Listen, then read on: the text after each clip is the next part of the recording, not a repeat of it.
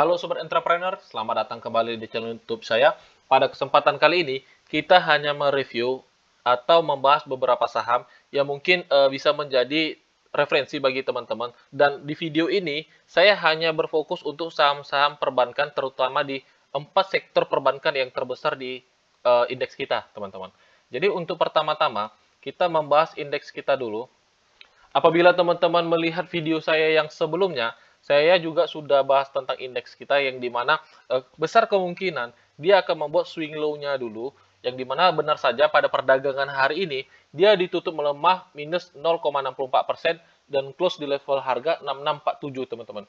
Nah, teman-teman dapat lihat di sini secara structure majornya ini dia sideways, tetap masih tektok-tektok di area support and resistance-nya dikatakan seperti itu, dan tetapi secara minornya apabila teman-teman dapat lihat, dia tetap membuat titik tertinggi teman-teman, atau selalu membuat harga high, harga low baru secara minor trendnya teman-teman. Jadi kita harapkan pergerakannya seperti itu. Kita tidak berharap dia menyentuh key levelnya.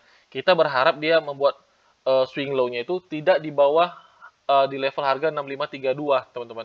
Jadi biar kita bisa dapat pastikan bahwasannya secara minor trend indeks kita akan membreakout area supply zone-nya ini gitu teman-teman. Kemungkinan besar dia akan membuat swing-nya itu di sekitar level harga eh, sebentar ya 6.600 teman-teman. Bisa jadi dia akan ke level 6.600 dulu dan membentuk swing-nya dan dia akan lanjut ke atas teman-teman. Jadi kemungkinan bisa seperti itu. Jadi kita akan mencoba memforecasting secara minor trendnya untuk indeks kita dulu teman-teman. Jadi teman-teman juga dapat perhatikan dulu indeks kita besok mau kemana. Karena apa? Jangan kita terlalu agresif trading dengan kondisi indeks kita yang seperti ini teman-teman. Oke, itu aja untuk komposit kita. Pertama-tama saya akan mencoba membahas agro dulu teman-teman. Kenapa saya bahas agro di video ini lagi? Ada sesuatu yang menarik di saham agro ini teman-teman. Kenapa saya katakan ada sesuatu yang menarik di saham ini? Teman-teman dapat lihat, memang secara structure market, dia telah di breakout di channel trendline-nya. Teman-teman juga dapat lihat, dan dia mencoba retest dan di reject teman-teman. Yang dimana pada perdagangan hari ini, dia ditutup dengan melemah minus 1,64% gitu. Tetapi ada sesuatu yang menarik dan mungkin ini bisa menjadikan bisa teman-teman jadikan watchlist untuk teman-teman tradingkan. Kenapa saya katakan begitu? Teman-teman dapat lihat, ini saya sudah kotakin yang dimana kita tetap berpikiran positif bahwasanya dia hanya false break dan dia dapat kembali ke area channel trendline-nya teman-teman. Nah, teman-teman dapat perhatikan di level harga ini. Sebentar ya, kita adjust dulu di level harga 1575. Jadi apabila di perdagangan besok dia dapat close di atas 1575, teman-teman dapat masuk di saham agro ini untuk manfaatkan momentum reboundnya, teman-teman. Gitu. Jadi apabila dia besok perdagangan dia bisa close di level harga di atas 1575, teman-teman dapat masuk di saham ini. Tetapi apabila dia masih diturunkan ke bawah, lebih baik teman-teman wait and see aja dulu gitu. Kenapa dia? Karena dia sudah di luar uh, jalur trendline-nya, teman-teman. Dia sudah di luar jalur trendline-nya dan kita lebih baik menunggu strukturnya terbentuk lagi seperti apa gitu. Tetapi apabila dia di perdagangan besok dapat close di atas 1575, teman-teman dapat masuk gitu. Tetapi tetap juga jaga-jaga dengan stop loss teman-teman. Jadi ketika kita trading itu saya tidak bosan mengingatkan, ingat namanya pembatasan resiko gitu, karena sangat beresiko apabila teman-teman trading tapi tidak tahu namanya pembatasan resiko gitu teman-teman. Oke, jadi untuk agro sendiri teman-teman dapat pantau dan juga perhatikan apabila dia besok naik dan berada di atas level 1575, teman-teman dapat ikut masuk teman-teman untuk di saham agro ini. Oke, itu aja untuk agro. Selanjutnya kita akan membahas 4 saham perbankan yang terbesar di uh, bursa efek kita. Yang pertama kita mencoba membahas saham BBCA dulu teman-teman. Yang dimana teman-teman dapat lihat pada perdagangan hari ini saham BBCA itu ditutup menguat plus 1,32%. Yang dimana dia close di level harga 7.700 teman-teman. Nah, teman-teman dapat lihat dia setelah membreakout dari channel trendline-nya dia langsung up ke atas dan dia sudah running ke atas itu sekitar 4,5% teman-teman, 4,5%. Jadi untuk BBCA sendiri teman-teman juga dapat ketahui bahwasanya ini adalah salah satu saham paling kuat di indeks kita. Jadi apabila teman-teman punya barangnya, teman-teman dapat hold, apalagi untuk investasi jangka panjang untuk saham ini sangat bagus, teman-teman. Sangat bagus.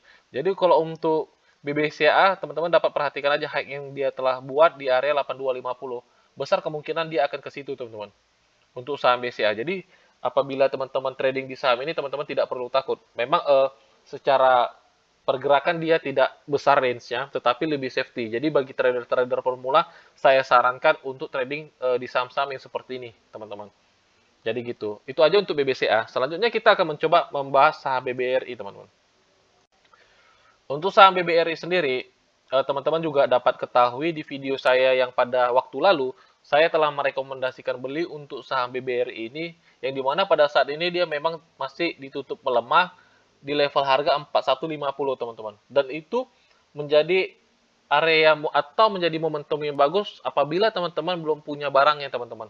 Gitu. Dan stop loss-nya sangat kecil, teman-teman. Stop loss-nya sangat kecil, kurang lebih sekitar 3%-an aja, dan itu menjadi suatu risk to reward yang baik untuk teman-teman tradingkan gitu. Jadi bagi teman-teman yang belum punya barangnya, BBR ini secara structure market oke, dan momentumnya juga sudah dapat, teman-teman. Jadi tinggal kembali ke teman-teman pertimbangannya seperti apa.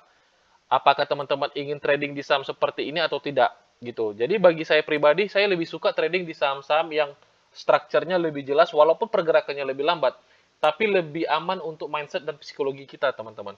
Jadi mindset kita lebih terjaga, dan risk to reward kita dan make money kita terlebihnya lebih konsisten dapatnya, teman-teman. Itu bagi saya pribadi. Dan kembali di teman-teman, apakah teman-teman mau trading di saham yang seperti ini atau tidak begitu. Jadi kalau ditanya apakah BBRI bisa masuk, kalau bagi saya pribadi, saya sudah analisakan, dia secara strukturnya sudah dapat, secara momentumnya juga sudah dapat, dan secara risk to reward-nya juga sudah dapat. Dan kembali di teman-teman, apakah teman-teman mau masuk di saham ini atau tidak, gitu teman-teman. Dan untuk investasi jangka panjang juga, apabila teman-teman bertanya, BBR ini merupakan menjadi suatu pilihan juga, apabila teman-teman ingin untuk investasi di suatu saham, gitu teman-teman. Jadi BBR ini juga menjadi pilihan bagi kita, apabila teman-teman untuk investasi gitu. Oke, selanjutnya ada BBNI, teman-teman. Untuk BBNI, strukturnya kurang lebih hampir sama seperti BBRI, teman-teman. Yang dimana dia telah membreakout, dia retest, dan dia up, dan dia mencoba retest kembali, teman-teman. Dan ini teman-teman dapat jadikan momentum atau momen apabila teman-teman belum punya barangnya, teman-teman dapat masuk, teman-teman. Teman-teman dapat masuk. Jadi stop loss-nya kurang lebih sekitar 4,27% di level harga 6725. TP1-nya teman-teman dapat letak di high-nya, teman-teman. Teman-teman dapat letak di high-nya di sekitar level harga 7575 gitu. Dan ini menjadi suatu risk to reward yang baik untuk teman-teman trading kan.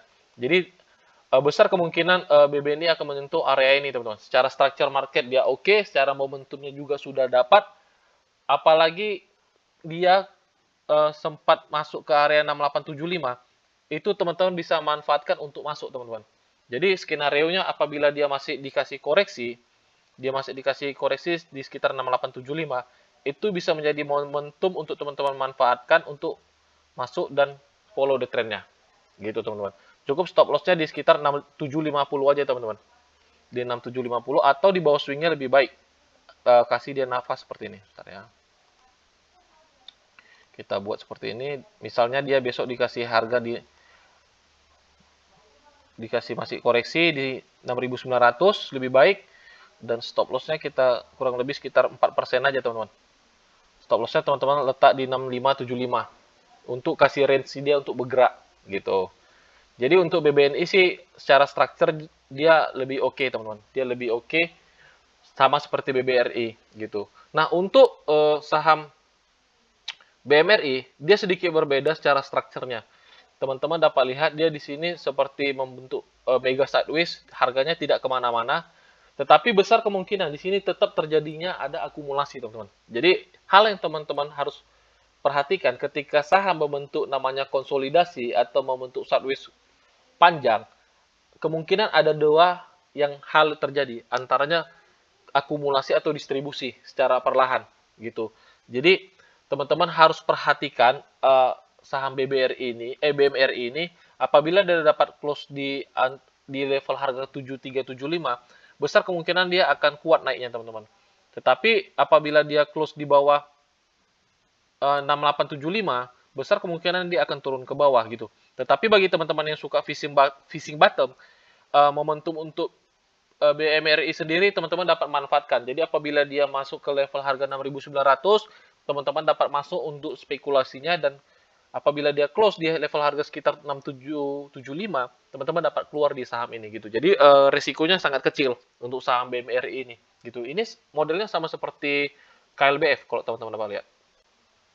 Nah, kurang lebih bentuk strukturnya sama seperti KLBF, teman-teman. Dan dia telah close, dan dia retest, dan dia di reject, teman-teman. Besar kemungkinan sih KLBF ini akan naik, teman-teman. Besar kemungkinan dia akan naik. Karena apa? Di sini dia telah terjadinya akumulasi yang sangat panjang, dan dia telah breakout, dia retest, dan besar kemungkinan dia akan up. Gitu. Jadi bagi teman-teman yang mau beli saham KLBF, ini momentumnya sudah ada sih. Sekarang kembali di teman-teman, apakah teman-teman suka seperti saham KLBF ini pergerakannya atau tidak gitu. Oke, jadi untuk kali ini videonya mungkin sampai di sini aja, teman-teman. Jadi biarlah video ini bermanfaat bagi teman-teman, dan apabila teman-teman ada saham yang ingin saya bantukan analisa, teman-teman dapat komen di bawah, atau teman-teman dapat join di grup channel Telegram kita. Di situ kita dapat belajar bareng, di situ kita juga dapat diskusi bareng, teman-teman.